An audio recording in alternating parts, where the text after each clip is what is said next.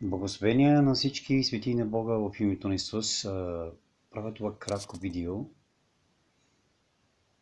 специално за църквите, за моите брати и сестри. Не го правя заради света, защото Словото казва, че светът вече е осъден. Така, какво ще ви кажа?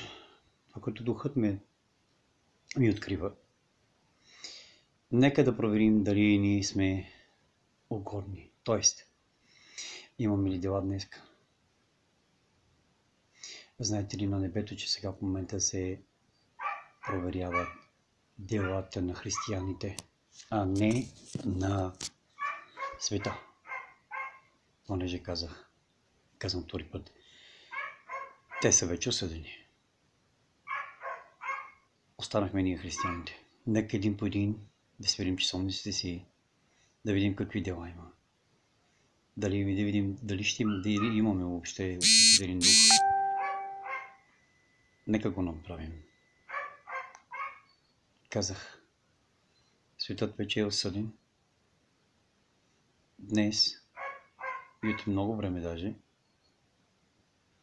делата на нас, християните, се проверяват горе на небето. Понеже светът няма дела. Ние имаме дела, но нека всеки от нас да провери къде стои и на кого служи.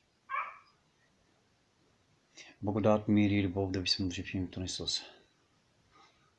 Молете се един на друг, защото Божията воля не е да кажеш нека да бъде Божия воля. Не. Божията воля е взаимното съгласие, където двама, трима и аз съм помежду вас, казва Словото. Благословения. Бъдете благословени. Молете се. Пребъдвайте. Защото Христос е на вратата.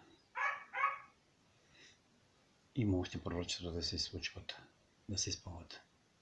Но знаете ли какво казва Словото? Аз бързам да изпълвам Словото. 1000 години за един ден за Бог. Обичам ви, не се мързете. И ако правите нещо, правете го от любов, а не от лицемерие, защото всяко лицемерие ще отговаря. Всеки си носи кръста. Благословения. Пазете се.